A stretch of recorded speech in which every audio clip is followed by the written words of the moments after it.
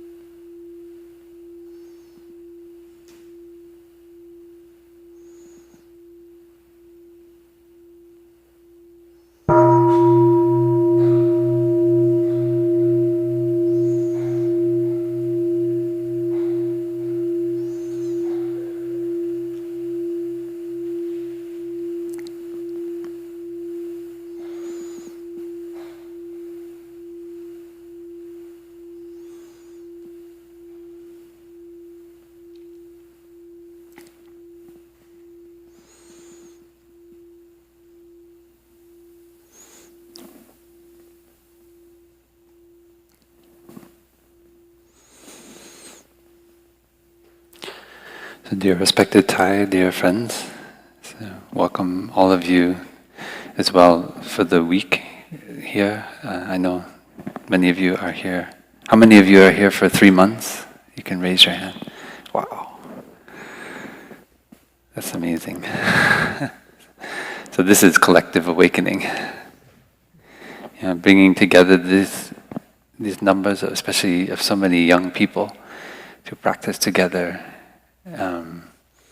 If we're not young in body, we're young in heart. Thay put so much of his faith in the young people, because when we are young, and if we are young at heart, then we have a lot of hope, a lot of love, a lot of vision for realizing what is possible on this planet. And the theme of this series is to look into Thay's teaching on collective awakening. So Thay talked a lot about collective awakening. he saw that the Buddha's teachings are very deep and profound and can bring about a profound transformation in our consciousness. But too often it was looked at as an individual practice. And this is the image of the monk high in the mountain, attaining realization and maybe living out his life just in that cave, creates a wrong perception that monk is somehow alone or separated. I remember one teacher, when I was just before I became a monk, told me, that one monk could be practicing in the cave alone, but his practice is benefiting many, many people. And when we touch the insight of interbeing, we see that. We see that our joy is everyone else's joy. Our sadness is everyone else's sadness. And so whether we are in community every day, like we are here, cooking together, cleaning up together, walking together, working together, sitting together, or we're alone in our apartment, cut off, maybe feeling isolated, we are all interconnected. And that's really important to see. And collective awakening means realizing that. And we do that as we've learned in the recent 40 Tenets class with a concentration on non-self. Seeing that we are not just this body. We are not, we don't own this body, but we are participating in a flow that is coming from our ancestors, from our teachers, our friends, parents, and we are kind of stewards of this experience. And so the Dhamma, the beauty of the Dhamma is it allows us to learn how to take care of this experience of living. And this course partly is rooted in a recent collaboration we've entered into with scientists in the field of public health who are studying how to bring about well-being using evidence-based methods. Right? So using science, looking deeply into science, scientific insights into nutrition, epidemiology,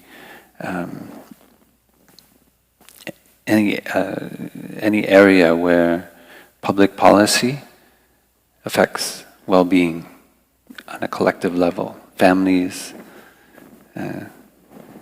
towns, villages, and so forth. And as I personally was interacting over the past 2 years with a few scientists, particularly Dr. Lillian Chung of the Harvard School of Public Health and Diane Gilbert Diamond at the Geisel School of Medicine at Dartmouth College, I realized that so much of Thay's teaching is about public health. So much of Thay's vision from a very young age as a monk was how can he help specifically Vietnam, but not only Vietnam, in the situation of war, but how could he bring about well-being in it, seeing the pain and the suffering and the illness of war in his own country? How could he bring that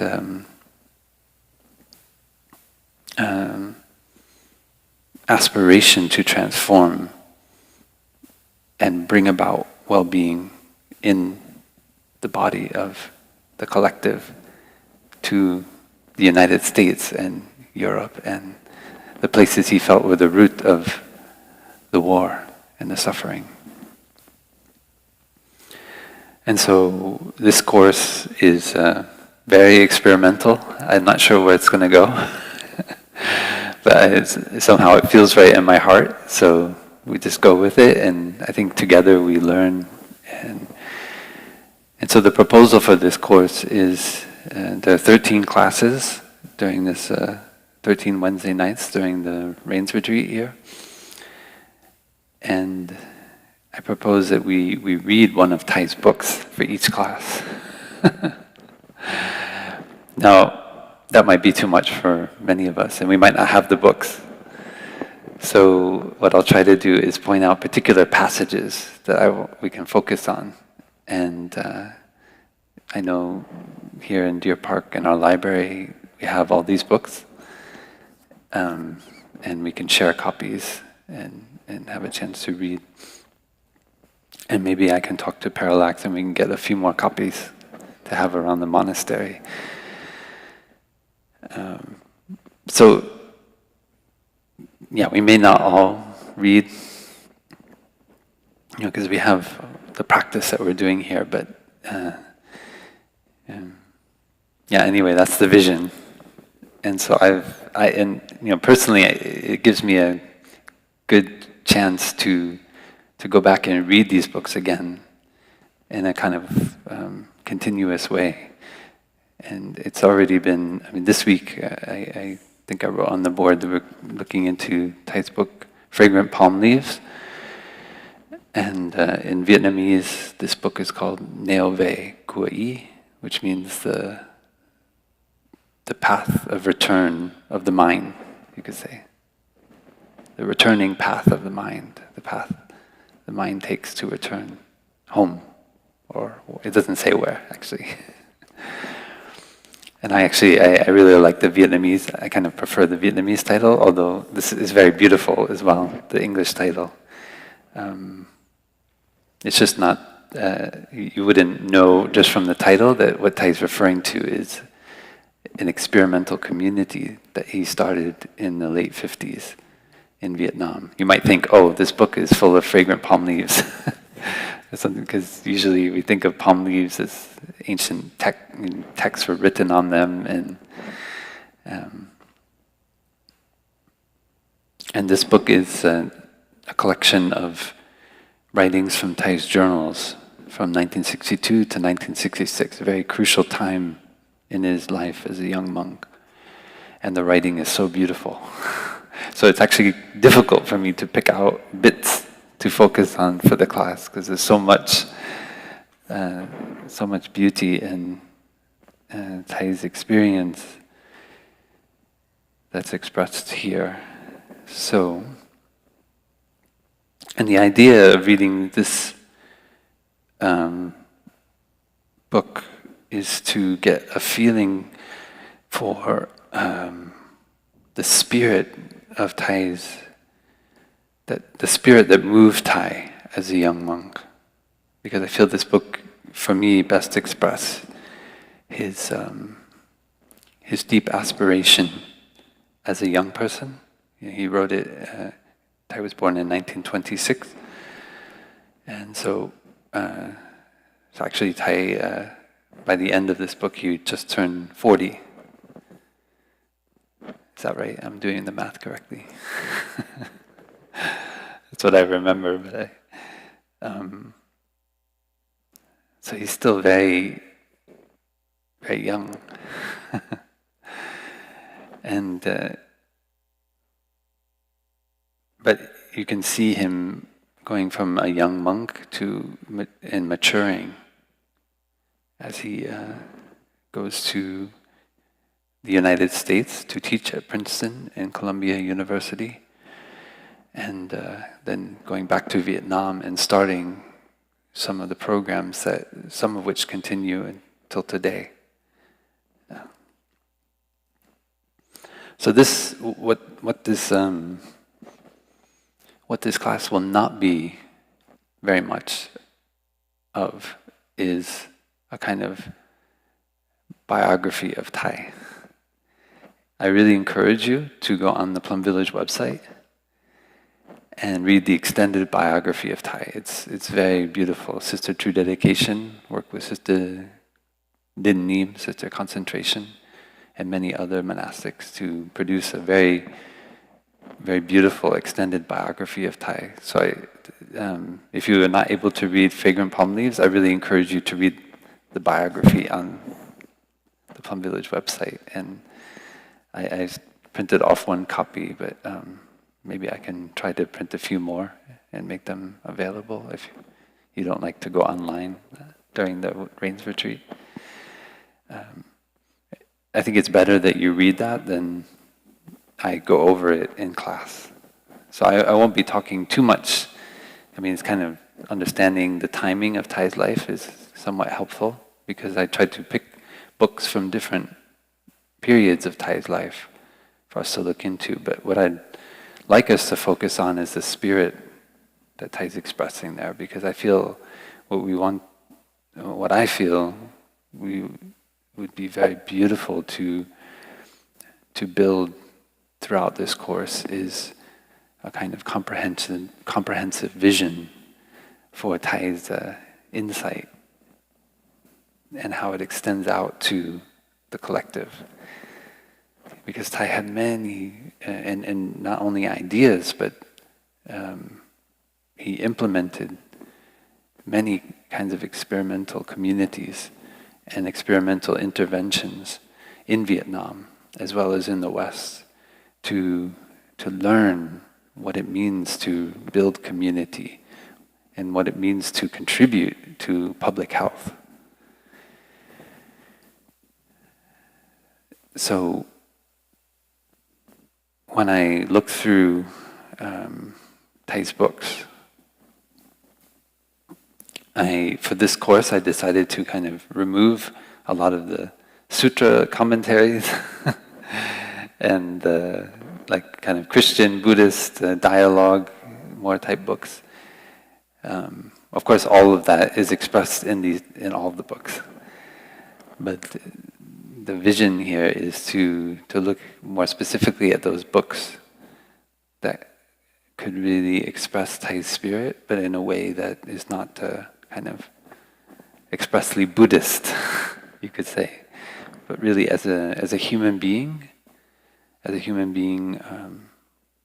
a spiritually alive human being, someone who is conscientiously questioning, challenging the status quo, and learning to build community to continue that questioning and that openness and that inquisitiveness. So that's the kind of spirit of the class. So it's a little bit ambitious. You let me know if it's being realized. If this is just move this a little bit out. You need to let me know if it's the things that you're not quite getting, or if there are ways in which maybe the course is kind of being repetitive or whatever it might be. But for me, I personally felt this would be very rich to do this kind of exercise. So we'll see how the course develops, but the proposal now is, we start today with Fragrant Palm Leaves and look into Thay's very personal retelling of kind of episodes in his life as a young Dhamma teacher in Vietnam, building an experimental community, and then being invited to come to Princeton and Columbia University, and then going back to Vietnam with that experience and starting to establish institutions with young people as volunteers, young students who were going out into villages and training the villagers in sanitation, medicine, as well as teaching the children in the village and teaching teachers in the village so they can continue to teach kids. as well as establishing the Order of Interbeing and Hanh University in Vietnam. And the book ends with Thay leaving in 1966, not knowing whether the book will be published because of the censors in Vietnam. So this is the first class, the proposal. And this might change because it's evolving, so. And then we'll go into what I call the illness and trauma of war. And so we'll read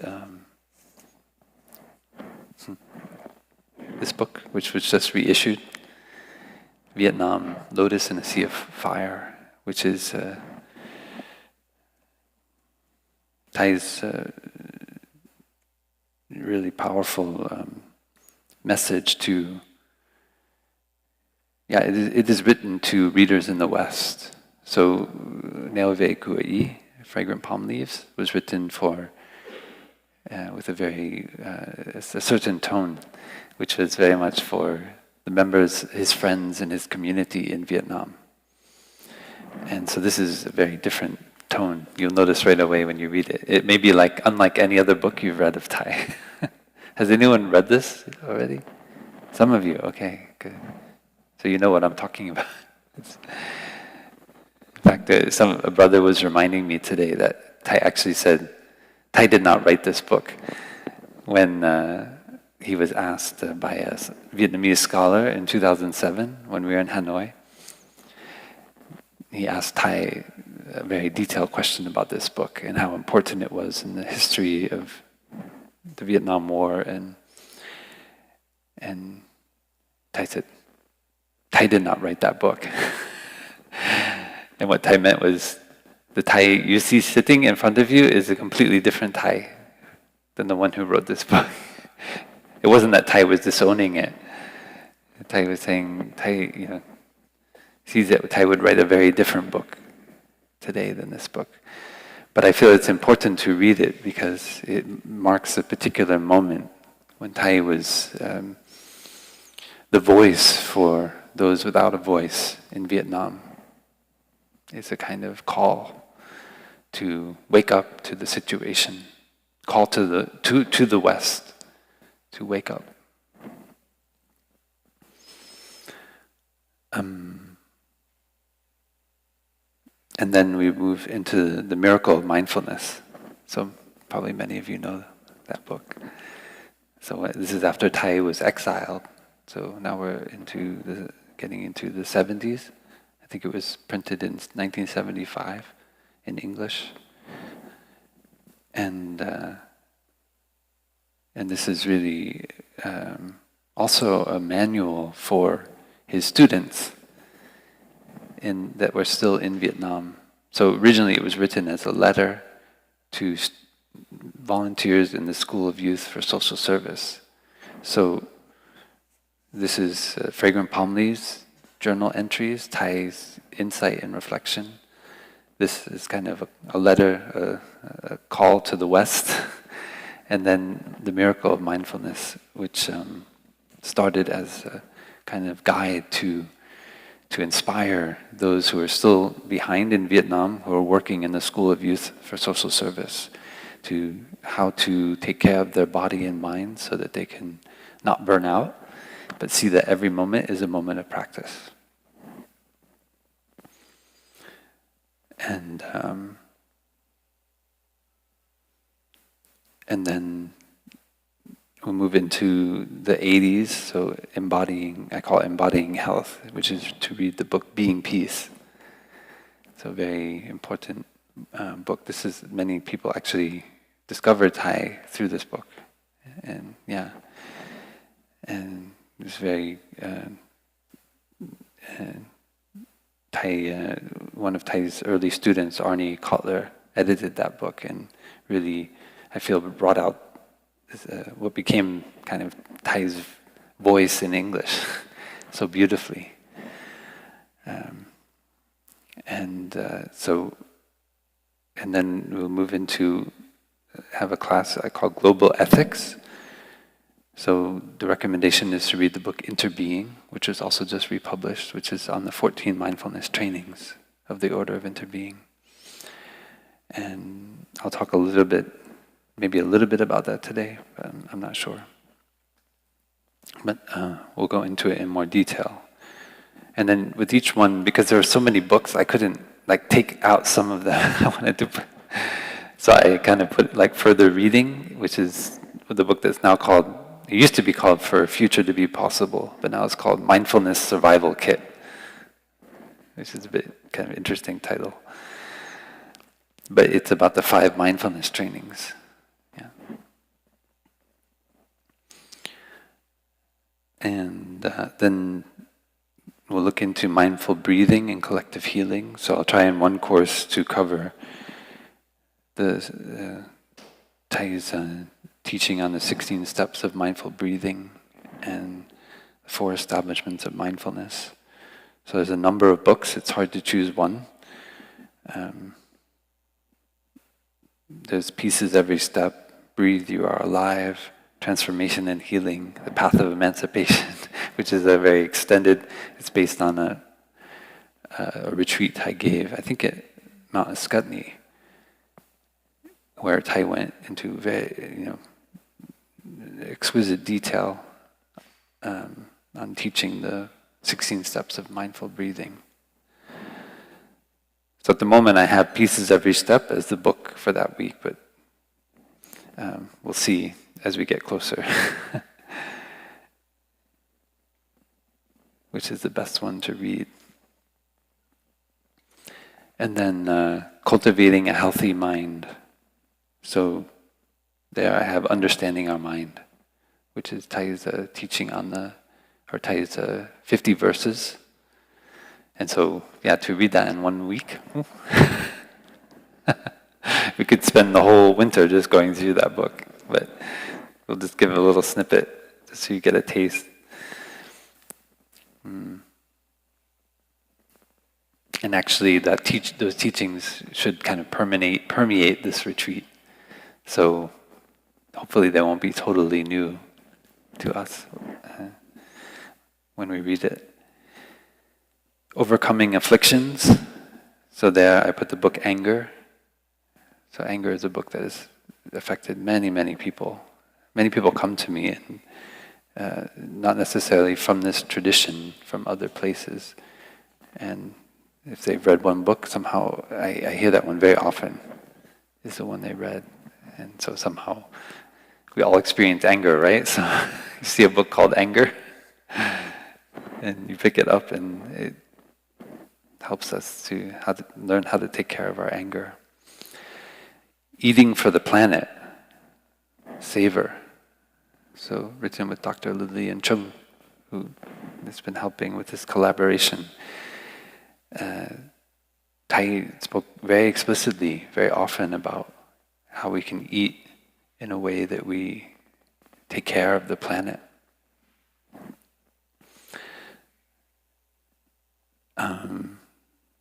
The 10th class would be Happy Teachers Make Happy Students. So we'll look into the book Happy Teachers Change the World. It's very lovely. There's a beautiful foreword from John Kabat-Zinn to that book, which I really hope we all can read, just to kind of illustrate the importance of Thay's teaching on the mindfulness movement in the West.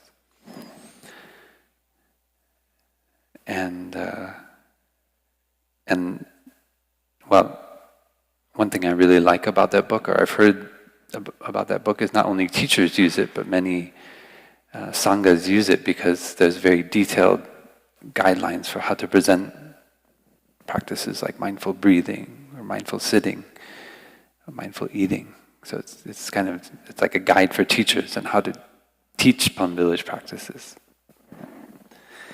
And there's a little bit of bias. I helped to work on that book, so I know it really well. And then we'll have a class on falling in love with Mother Earth. So there, this is actually a relatively short reading that I'd recommend, which is was published in Parallax as they call an e-moment, but it's a little e-book, and it only costs 99 cents. But it's actually the original version of Thay's love letter to Mother Earth. So it's the translation into English of the text that he wrote that was later developed into the book Love Letter to the Earth, with a lot of practice material put in as well.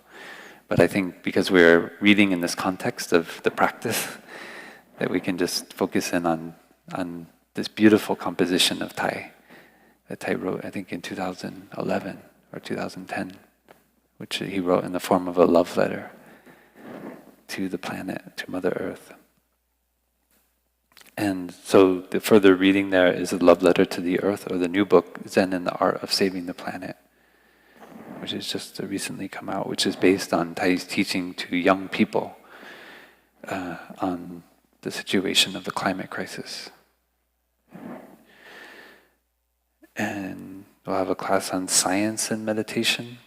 So there, it might surprise people, but I recommend the book The Sun, My Heart, which is one of my favorite books of Thay. It's so beautiful. And it's not very long, it's quite thin. And for further reading, you can read the book Buddha Mind, Buddha Body, which is from Thay's talks in the neuroscience retreat in 2006 that we had in Plum Village. And then the last class is on ultimate concern, because ultimate concerns are also public concerns and part of public health. And so that I have the book No Death, No Fear.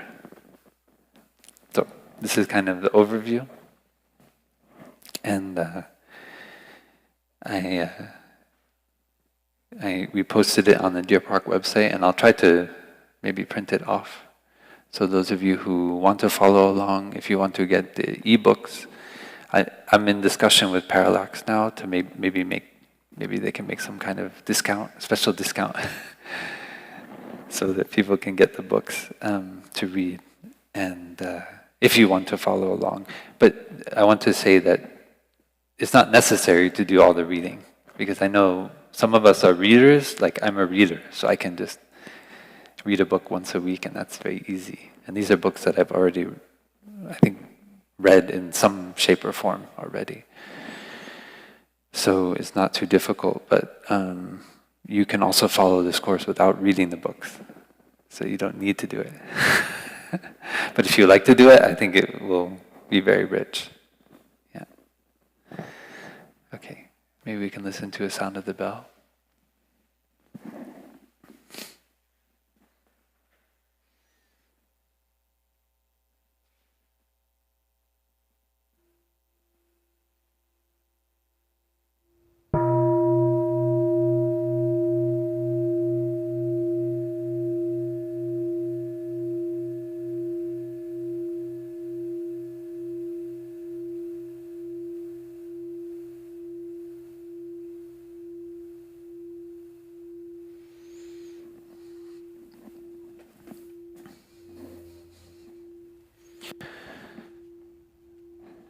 So, as a young monk in his early 30s, Thay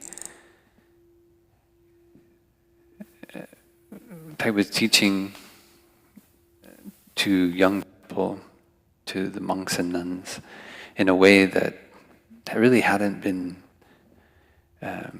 done before. So teaching Western philosophy, physics, Western science topics, because he felt that as a Buddhist monk, he needed to be open to the insights that come from science, and not just read the sutras and recite what is written there, kind of over and over again without reflection. That what he received from the Buddhist teachings was a kind of openness to learn, a curiosity, to learn within ourselves, but also from what we can learn from the phenomenal world. And he he had recommendations for the Buddhist institutions at that time. He and many of his friends, monks and lay friends, they wanted to try to change the way education was happening in the Buddhist world in Vietnam. And also he deeply wanted to bring together the whole Buddhist community so they would have one voice to speak out against the war in Vietnam. Because in his work going out into the villages and seeing the pain and the suffering, he saw that it was really ideologies that were coming from outside Vietnam that were creating all this suffering. And that fundamentally, in their heart, people had love and for their fellow countrymen. The Vietnamese people in their heart were not divided, but because of the arms and the ideology coming from outside, the war was happening. And so he felt that he and many of the other monks and lay friends who were close to him could somehow bring together the Buddhist community to speak out against the war. But he was unable to have that happen. And in the Buddhist hierarchy, many elders just wanted to kind of tell him, you are very young. And to speak like that toward your elders is disrespectful, this kind of thing. So he felt he could not express himself. And one of the publications that he became editor-in-chief of was shortly cancelled. It was a Buddhist publication that went out in the community. So he felt kind of despondent, and so he, with a number of writer, poet friends, as well as other monks, including the venerable, later on the Venerable Thanh Tu, who's one of the most well-known Zen masters in Vietnam.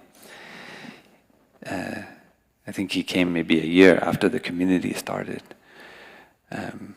He bought a small piece of land in the central highlands of Vietnam, near the city of Bao Lac.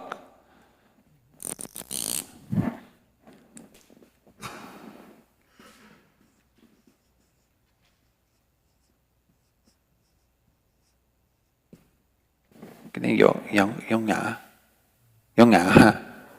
hỏi nha. Okay.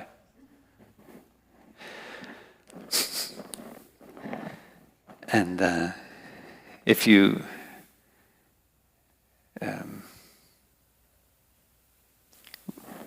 I had a chance to go there with the other monks and nuns in 2005 when Thay returned to Vietnam, and very close to Bao Lac as well, Thay was offered a temple called Prajna Temple, and so many of our nuns, they were born in their monastic life in Prajna, very close to Bao Lac as well. So at this time, this area was occupied by what the French called Montagnard people. So kind of different ethnic group from the Vietnamese ethnic group. I think it's usually called Kinh, right? Kinh? No. Anyway. So the Montagnard people, they were still largely tribal, and many of them could not read or write. So if you read in Fragrant Palm Leaves, Thay describes how sometimes they could not even write their name on the deed when the group came to buy the land. And so they needed to get some other members of the tribe from the ones who owned the land to actually sign outline the document.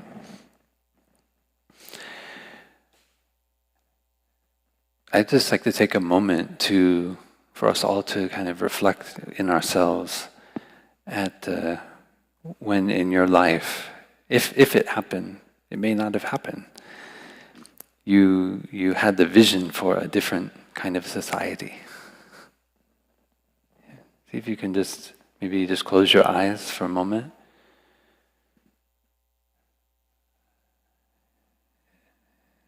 And just reflect back to a time in your life. It may be now.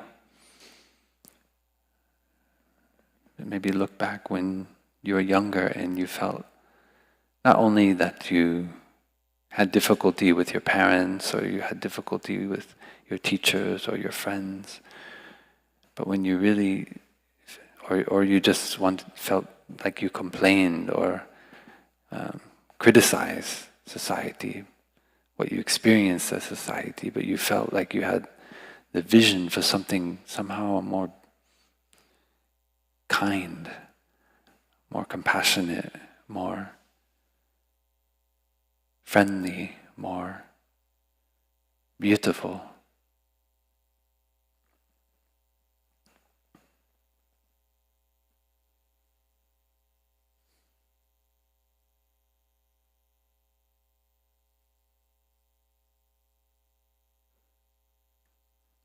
Yeah, you can listen to the sound of the bell.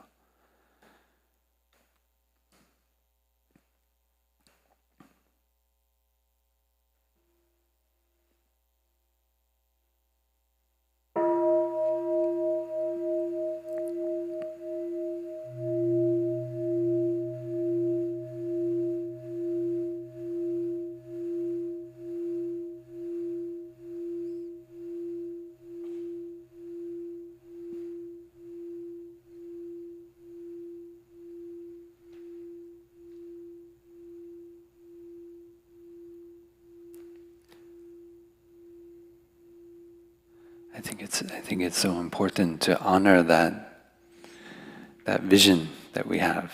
I think, could any of you remember that moment or those moments when you were younger? Can you raise your hand if you, yeah.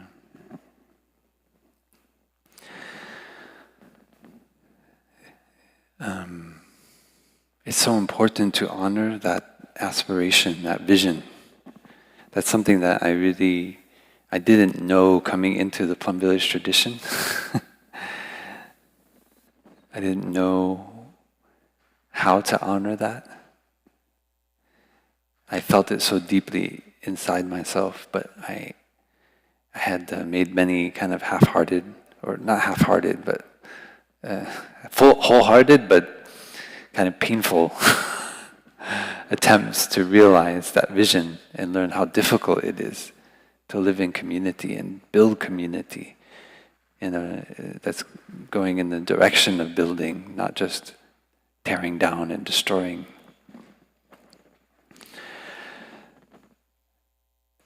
And I really learned from Thay through these many years, because Thay over and over again in Thay's Dhamma talks, Thay would share about brotherhood and sisterhood. and I what does Thay mean by that? Because it seems like, okay, brotherhood and sisterhood, I know, sometimes now we say siblinghood to be more inclusive, but Thay would say brotherhood and sisterhood. We need to learn how to cultivate brotherhood and sisterhood. And I realized that in my life, many of the things that I had done up until that point when I became a monk were based on that vision, but they didn't have they somehow saw the harmony or the brotherhood and sisterhood as kind of secondary. What was more important was constructing the society, the vision. And if we just organize things well, then it would all work out, And what I love about Fragrant Palm Leaves is the humanity that permeates every page. how Thay expresses this.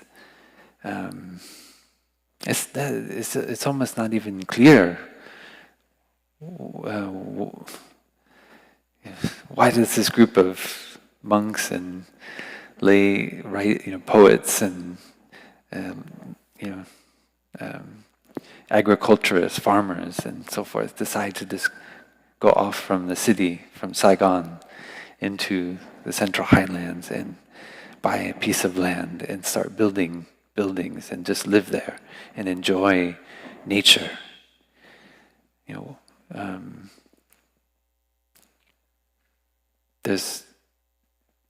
It's almost like there isn't.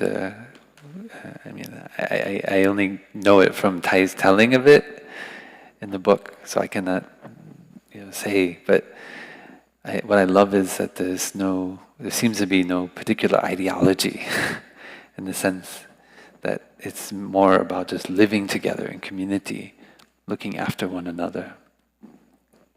So in the community of Fragrant Palm Leaves, they sing, they cook, they take turns cooking, they clear forests in order to plant tea plants. They learn from the local Montagnard people. There's a beautiful passage where they ask some hunters that come by, what do you do when you see a tiger? And they say, run. Because Thay and some of them, they have this very kind of romantic idea that they would, fight the tiger or somehow, have a confrontation with a tiger. But they're very practical. It's like, what do you do when you see a tiger? Run. Go away. Get out of the way. So there's a lot of these experiences of these kind of more city folk, really, because really Thay grew up in Hue and went to the Root Temple, and then so he also had a lot of experience with buffalo, with herding buffalo at the Root Temple, and but a lot of them had come from the city, and so they didn't have a lot of experience. So they're also learning, and they learned from many of the local friends who would come and live with them. What I want to touch here is that our spiritual path is not separate from how we live our daily life.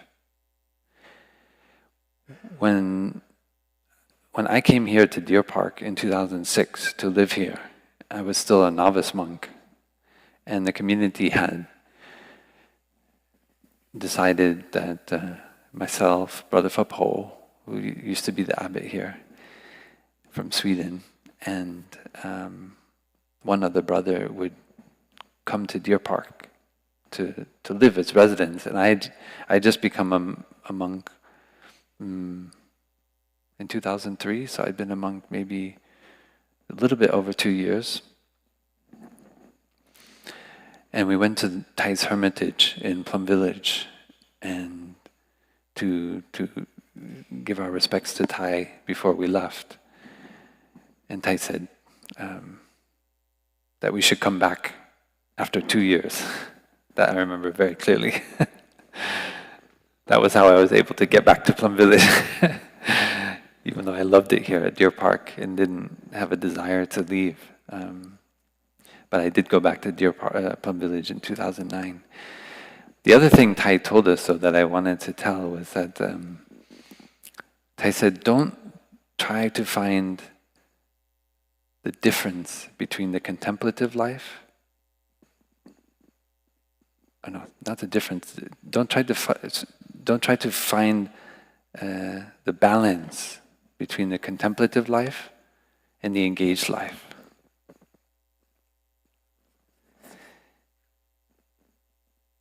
It means that you try to separate contemplative life from engaged social engagements. Like, this is my contemplative life, so now I'm going to go into the forest by myself and meditate all day long and breathe. And then now I'm going to be an engaged, social, fighting for social justice, helping to transform society. They said, don't try to find a balance, because they are not separate. And that somehow it was like a bolt of lightning when Thay said that, because I suddenly realized that I'd been holding these two concepts in my head, and that sometimes when I was too busy, then I wanted to go back to this other side, the contemplative life. And then when I was things were getting kind of too quiet, and then I'd say, oh gosh, I need to get out there and do something. I need to start a project, or start a movement, or go on a peace march, or whatever. And then I'm just kind of vacillating back and forth between these two kind of extremes. Somehow, when Thay said that, from that moment on, I didn't ever separate anymore these two things: contemplative life and engaged practice. Just in that moment, it just became one. And I just learned to, anytime I had some thinking like, oh, I need more rest, I need more quiet, I need more time to practice sitting meditation, all these things I associated in my mind with the contemplative life. Anytime I thought that, I just evaporated in my head. And then conversely, anytime I thought, oh, I need to write a letter about this situation, I need to go to this climate march, I need to speak out about this situation. It's not that I didn't do it, but I didn't see it as going to one extreme or the other, but rather I saw them as being an integral whole. And I learned to recognize when my mind was separating those things, and just to see that that was only the action of my thinking. So when I read the stories and I hear about Thay's experiment with community, I feel deeply moved by this intentionality. I mean, I feel I'm learning from Thay's experience of, on the one hand, being overwhelmed by the city and feeling this need to go to the country and create community. And then having the insight, Thay as a Zen master, later telling his student, don't try to, it's really the trying that's the problem. You try to find the balance between engaged practice and contemplative practice when they are not separate originally. Just like, for example, many of us, when we hear about non-self, we think, I need to get rid of the ego. But how can you get rid of something that's not there originally? You cause yourself a lot of pain and suffering trying to get rid of your ego. But the point is that you get the insight. You reflect, you look within yourself, and you see there's nothing I can call a self there. There are habits, there are likes and dislikes, but they're not attached to anything. They are just like knots in a tree that's growing, right, around the barbed wire that's been stapled to it. And you cannot say that there is a self there. So in the same way, with this teaching, I just realized that as a monk, I just follow my breath, enjoy my steps, live in the community, see how my brothers and sisters practice, how they breathe, how they walk, how they eat. And somehow these two things become one, the contemplative and the engaged. So So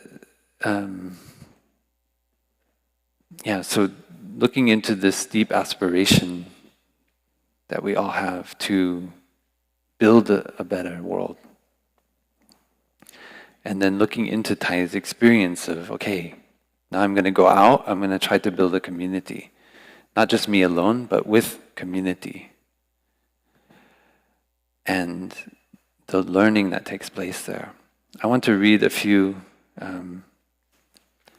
passages from the book, just to so we can kind of marinate in Thay's insight.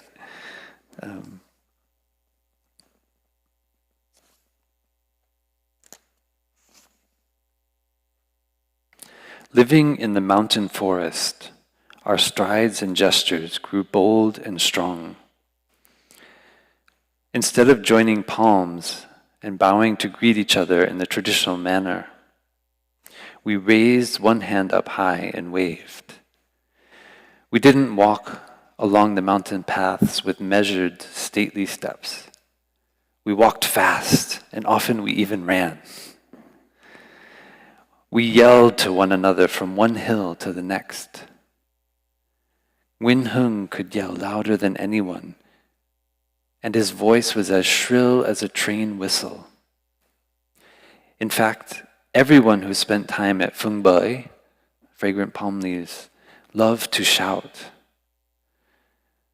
Once Hung climbed a tall pine tree in meditation forest to cut a branch, and he let go a whoop so loud the whole forest reverberated. I was straightening the meditation hall, and his shout startled me, so that I dropped my broom and ran outside to look. What is even funnier is that I shouted right back. I love seeing Thay shouting back in the forest. The forest was so immense we felt minuscule. I think we shouted to overcome our feeling of being utterly insignificant. It was also our way of compensating for the many social conventions forced upon us in the past.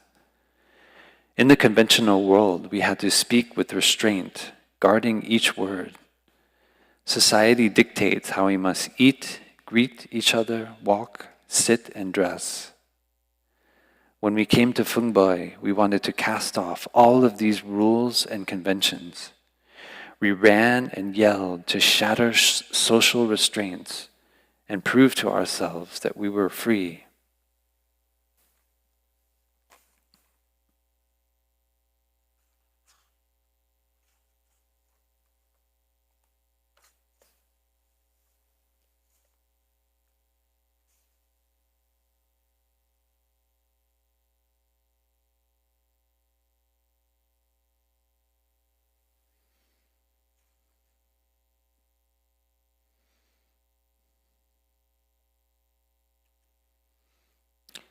I want to read a passage which is the first Lunar New Year at Phung Boi. And have any of you been here for Thet in Deer Park or in Plum Village? Some of you, okay. So you'll see a little bit the spirit that Thay tries to that we continue in the Plum Village tradition. I remember the first Thet, Vietnamese New Year, we celebrated at Phung Boi. 4 days before Thet, 3 friends, Trio Quang, Tu Man, and Tan Hien arrived, like children returning home for the holidays. Quang brought armfuls of plum branches covered with spring buds. We all pledged to celebrate the biggest Thet of our lives that year at Phung Boi. So Thet is the Lunar New Year, and it's the biggest celebration in Vietnam, like Christmas maybe, or I don't know, here in the US maybe Christmas. After a night of discussion, we agreed to build a huge bonfire, simmer a large kettle of earth cakes to make the traditional offering before midnight, set off fireworks, eat our earth cakes, and welcome in the new year. All on Montagnard Hill. So one of the hills So if you ever have a chance to go to Phung Boi, you see the hill. There's when we went there in 2004, there was or 2005, there's a family living there. A man who had kind of been squatting on the land because Thay hadn't been there in 40 years. And it's actually a funny story. When the man learned that we were coming, many busloads of people. We just found out like the day before. We were in Saigon at the Dhamma Cloud Temple, Phap Temple, and suddenly we learned we were going to get on a bus and go to Bao Loc in the Central Highlands, but we didn't really know why we were going. At least I didn't know. I was pretty clueless. I was only a young novice, and so we went on many busloads, and before we went to Bao Loc, we went to the land of Phung Boi, and that was the first time Thay had been back in probably more than 40 years to Phung Boi. And so there was a man who had built the buildings that they had built were no longer there, and a family had built on the land and kind of just squatted there. So they didn't have the deed to the land, but they continued to live there. And the head of the family, he actually ran away. He went somewhere else because what I was told was that he was afraid that if he met Thay, that Thay would ask for the land back for Phung Boi. So if he wasn't there, then he wouldn't. Thay wouldn't be able to ask.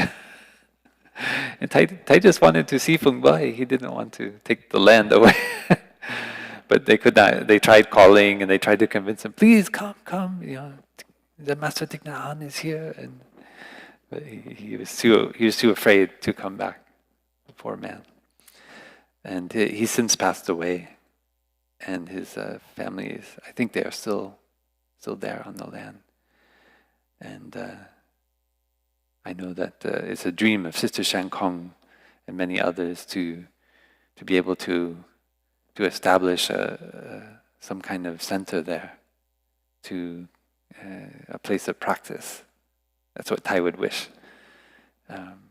So I don't know if that will happen or not. It's very difficult in Vietnam. But when we were there, I was in Vietnam in February. The Sangha, we were all there for Thay's funeral. And Sister Chan Kong was often talking about it. Like, how can we create a center in Phung Boi? Again. So this was the first step. None of us will ever forget that bonfire. In order to plant tea, we had felled more than 100 trees, burned them, and then dragged the charred trunks into great piles for firewood. For 2 days we chopped those trunks into logs, some 3 meters long. Our completed wood pile was as big as a house. In the heart of the pile were plenty of dried grasses, leaves, and kindling. Our Tet bonfire burned all through the night, and there were still red-hot coals on the second day of the new year.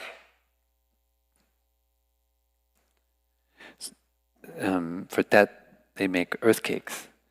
So they are like sticky rice with mung bean in the center, and you take the dried rice grains and you put them in, you make a kind of frame, and you fold the leaves, I think they use banana leaves or some other kind of leaf to fold over. And we do that if you come here during the Lunar New Year. I think it's in January this year. Next year. You can enjoy doing it. Everyone contributed to our Tet preparations. This spirit of cooperation made it a real Tet. Nguyen Hung and Tri Quang spent the afternoon chopping down bamboo, which they sawed at the joints, stacking the pieces alongside our tents. While the earth cakes were simmering, so then you take this mung bean and rice in the banana leaves, you put You tie it with the leaves around them with a string, and then you put it in boiling water over the fire, these big pots, and it burns for many hours, maybe 6 hours, something like that, 7 hours. So here at Deer Park, sometimes we stay up all night in Palm Village too, singing songs.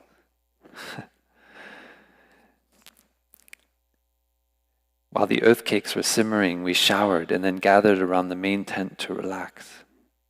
We listened to Saigon's end-of-the-year broadcast on our Sony radio, shared a simple meal, and then each of us shared what was going on in our lives.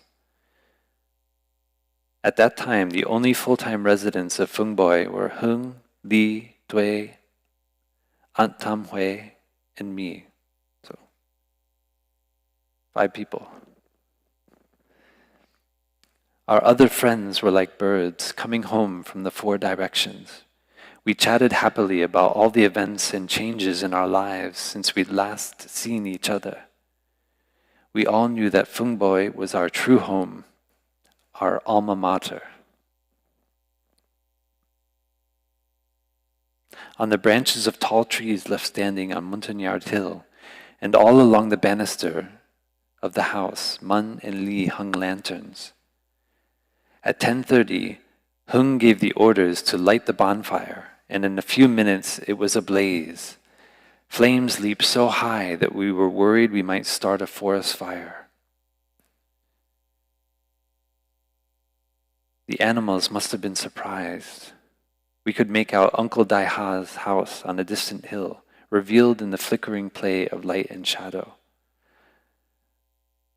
By 11 o'clock, the flames were licking the sky. We returned to the meditation hall to make our New Year's offerings. The simple ceremony lasted just 20 minutes. At midnight, Hung, Man, Guang, Hien, and Li began to toss the bamboo pieces onto the fire, and they exploded with a loud crackling noise. So, I don't know if anyone's ever done that. If you take bamboo and you cut it at the joints, so the air inside each segment it's sealed, and then you put it in the fire, then the air inside heats up very quickly, and the pressure then builds, and so it explodes. The bamboo served as our fireworks. More than 50 pieces of bamboo were thrown into the fire, and not one failed to pop. We must have frightened every animal in the forest.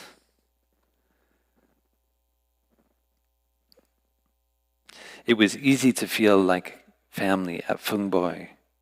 Even Thay Tantu changed his way of greeting to a more boisterous one. So Thay Tantu Konsong, huh? He's still alive, very close to Bao Lok. He's very close with Thay when they were younger, and he's well, there are 2 really well-known Zen masters in Vietnam, Thay and Thay Tantu.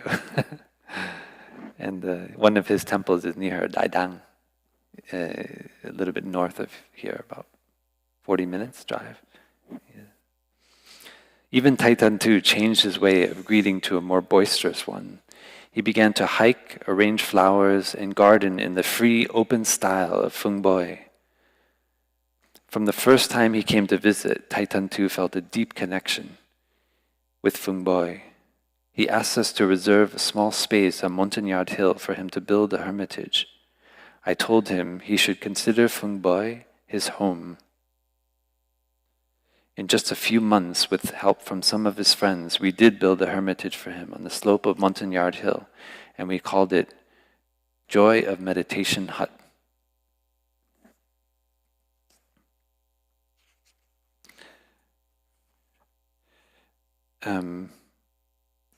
After a few years later, Thay was invited to go to the US as a teacher at Princeton University. And he got to know other students at that time, and he eventually ended up living, I think a year after that, he went to Columbia University, and he was living and teaching with a young man named Steve. And I don't know if anyone's ever been able to find who, Rowan or anyone, whatever became of Steve, because Steve throughout the book becomes kind of an American counterpart to Thay. And Thay is always reflecting later when he goes back to Vietnam, because they had plans for him to come to Vietnam. But later on, Thay realizes it would be very difficult for him as an American, because when they go into the small villages in Vietnam, it would actually be very dangerous if there were an American there. So from Phung Boi, the book goes into Thay's experiences as what he actually called a monastery. So living in Princeton, Thay, at that time, Princeton was still all male. Yeah, and so for Thay, it was very similar to growing up in the root temple of Thu Hieu. So it was a very contemplative space where he had time to reflect. I want to see if I can find there's one beautiful quote of experience when he was in Princeton.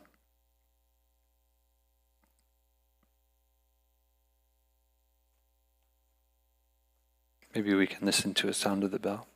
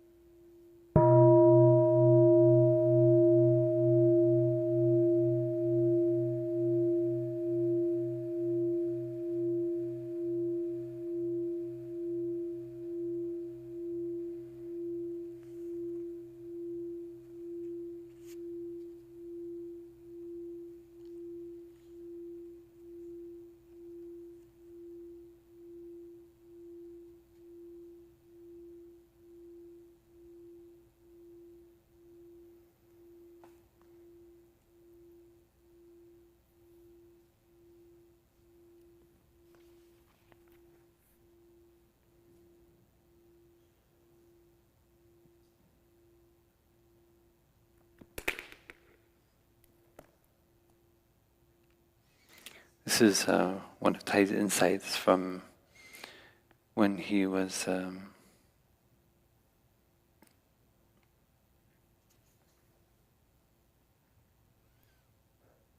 Thay had a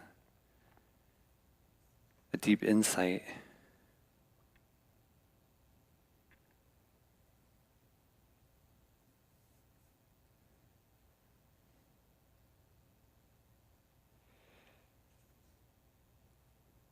Yeah, so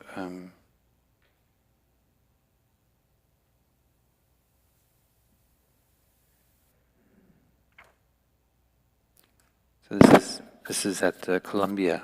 So the story is that Thay went into the Butler Library at Columbia, and he was researching a book, and the library was about to close.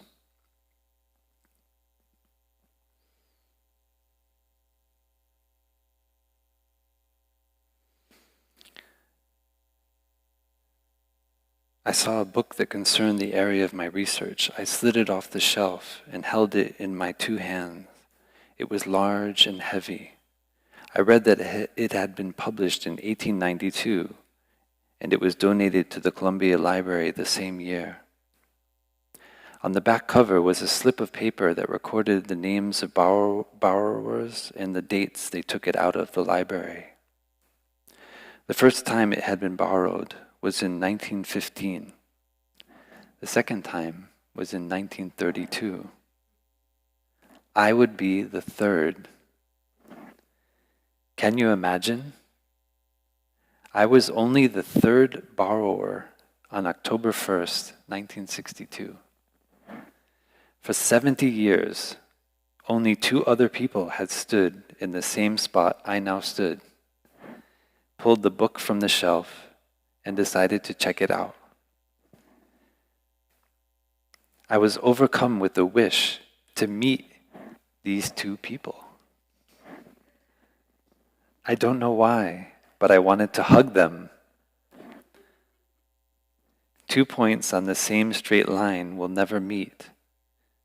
I was able to encounter two people in space, but not in time. I stood quietly for a few minutes, holding the book in my hands. Then I remembered what Anton Serbu was Thay's mentor at Columbia University, and Thay discussed with him the possibility of starting a department of Vietnamese studies at Columbia University, but unfortunately he passed away very soon afterwards, and it didn't happen. Then I remember what Anton Serbu had said the day before when we were discussing how to research Vietnamese Buddhism. He told me that I was still young. I didn't believe him. I feel as though I've lived a long time and have seen so much of life. I'm almost 36, which is not young. But that night, while standing amidst the stacks at Butler Library, I saw that I am neither young nor old, existent nor non-existent. My friends know I can be as playful and mischievous as a child. I love to kid around and enter fully into the game of life. I also know what it is to get angry. And I know the pleasure of being praised. I am often on the verge of tears or laughter. But beneath all of these emotions, what else is there? How can I touch it? If there isn't anything, why would I be so certain that there is? Still holding the book, I felt a glimmer of insight. I understood that I am empty of ideals, hopes, viewpoints, or allegiances. I have no promises to keep with others. In that moment, the sense of myself as an entity among other entities disappeared. I knew that this insight did not arise from disappointment, despair, fear, desire, or ignorance. A veil silently lifted, effortlessly. That is all. If you beat me, stone me, or even shoot me, everything that is considered to be me will disintegrate. Then, what is actually there will reveal itself, faint as smoke, elusive as emptiness, and yet neither smoke nor emptiness, ugly nor not ugly, beautiful yet not beautiful. It is like a shadow on a screen. At that moment, I had the deep feeling that I had returned. My clothes, my shoes, even the essence of my being had vanished, and I was carefree as a grasshopper pausing on a blade of grass. Like the grasshopper, I had no thoughts of the divine. The grasshopper's gods perceive form, sound, smell, taste, touch, and objects of mind. They know increasing and decreasing, defiled and immaculate, production and destruction.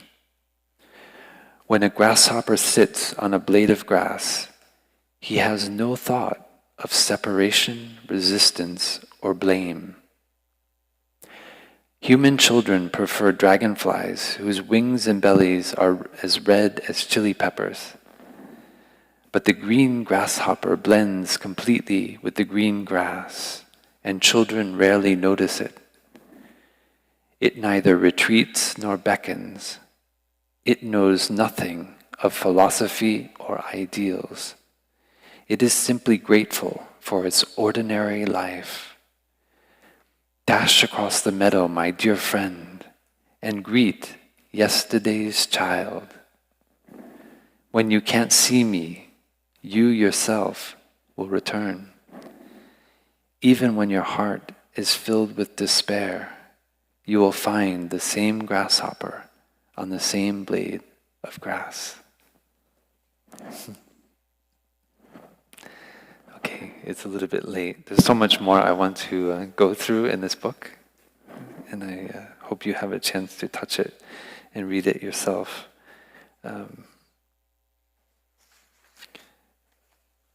Thank you for coming, and we'll continue next Wednesday.